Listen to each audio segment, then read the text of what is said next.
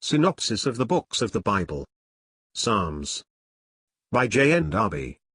All Scripture is given by inspiration of God, and is profitable for doctrine, for reproof, for correction, for instruction in righteousness, that the man of God may be perfect, thoroughly furnished unto all good works. 2 Timothy 3 verses 16 and 17. Synopsis of the Books of the Bible. By John Nelson Darby. Psalms 78. Israel's conduct, God's sovereign mercy and grace. In Psalm 78 the conduct of Israel is discussed by wisdom, historically as regards the whole people, but with very important principles brought out. There was not only a redemption of old, to which faith recurred, but a testimony was given, and a law to guide Israel's ways, that they should make them known to their children. But the fathers had been a stubborn and rebellious generation. Now, the law and the testimony were given that the children might not be like their fathers, but they were, and their history is here brought out. God, therefore, chastened them. There was direct open government in respect of their ways. For all this, they sinned still. At the moment of chastisement, they turned to him.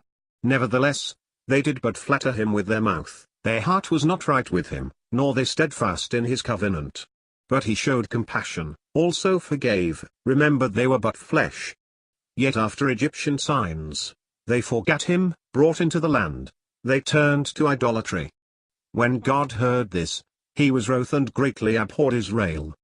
On the ground of this government, under law and testimony and compassionate mercy, Israel was wholly given up, the tabernacle forsaken, the ark delivered into captivity and the enemy's hand.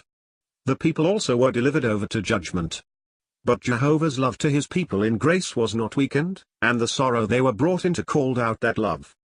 He awoke, as one out of sleep, and smote his enemies, and put them to a perpetual shame. But now he had interfered in grace in his own proper love to his people. It was not governmental blessing on condition of obedience, but the interference of grace, when disobedience had, on the principle of government, brought in complete judgment, in spite of compassion and mercy. Sovereign mercy now had its place. Old blessings had put Joseph as natural heir, he had the rich and double portion. God chose Judah. He chose Zion. This gave it its importance. It is the place of love in grace, when all had failed under law, even with the fullest compassionate patience. He built his sanctuary. That is not directly presented as the subject of electing goodness, but he chose David when in the humblest condition, who then fed his people. In this most beautiful psalm, we have the most important principles possible.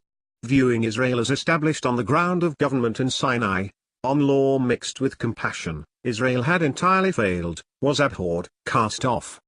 A total breach had been made, the Ark of the Covenant, the link between Israel and God, the place of propitiation, and his throne, given up to the enemy. But God, whose sovereign love to his people had come in power to deliver, had chosen Judah, Zion, David, and set up a link in grace, and by deliverance after failure. Faith can go back to God's works and redemption, but not to man's conduct under law. Psalm 78 is the converse of Psalm 77.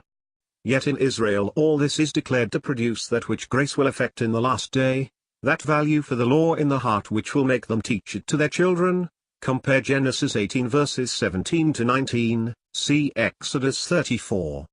Mercy put Israel again under the condition of obedience.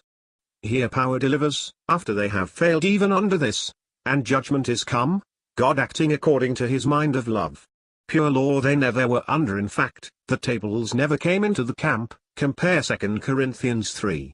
Moses' face shone only when he had seen God when he went up the second time accepted in grace, but for Israel, this was putting them back under law. It is grace, and law brought in after it, which is death and condemnation. This is impossible with substitution, but this place, of course, Moses could not take. Peradventure I shall make an atonement for your souls. Blot me out, I pray you. No, was the answer, the soul that sins, it will I blot out. This was law and, as we see here, and as is definitely stated in 2 Corinthians 3, ruin.